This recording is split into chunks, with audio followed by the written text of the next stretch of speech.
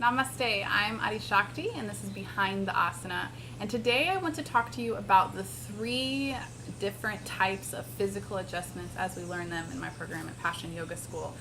So we have to correct a posture, to deepen a student into a posture, and to energetically enhance a posture. And so when we're looking at a class as a yoga teacher, the first thing that we scan for is safety, right? So if we notice that there's a student that is performing an asana or a physical posture unsafely, we want to make sure that we first direct our attention to those students. So we can use our hands as guidance to begin to move a student into a safer expression. If a student is in a vulnerable position in their body, it's extremely important as teachers that we're not too hands-on and we are then encouraging injury, right? So as much as we can as teachers, we want to encourage the student lovingly with our voice and with soft touch to start to shape the posture into what is going to support them and gaining the benefits that we're looking for as the yoga teacher, what we're trying to offer the student.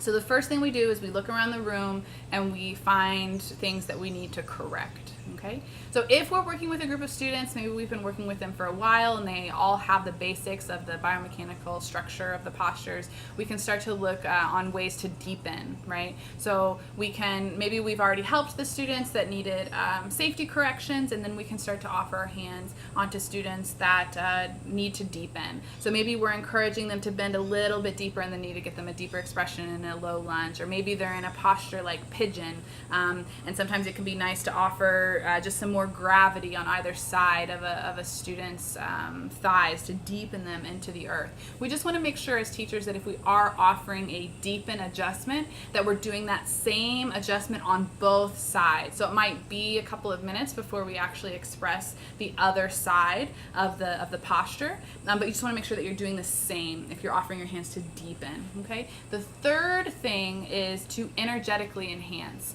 So for example, if I'm looking for softer shoulders, I might just kind of trickle my hands down the student's back to symbolize that I want less engagement in the shoulders. If I'm looking for more engagement in the core, I might, with stiffer hands, a little bit more aggressively touch the core, maybe offer a squeeze here to show that I'm looking for engagement. So I can use my hands in a way that are bringing awareness to different parts of the body, that are softening, lengthening, or strengthening and contracting different muscles.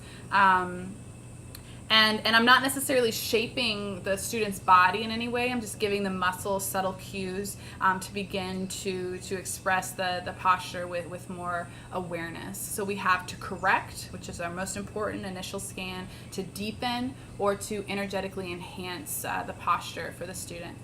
So I encourage you as teachers to use that in your classes to support your students, and also as a student of yoga, just think about how teachers are touching you, what their intentions are in touching you, and making sure that you're working with teachers that really resonate with you and your body, that you feel safe and empowered around as they're offering you physical adjustments. I'm Adi Shakti. This is Behind the Asana, and I'll see you next time. Namaste.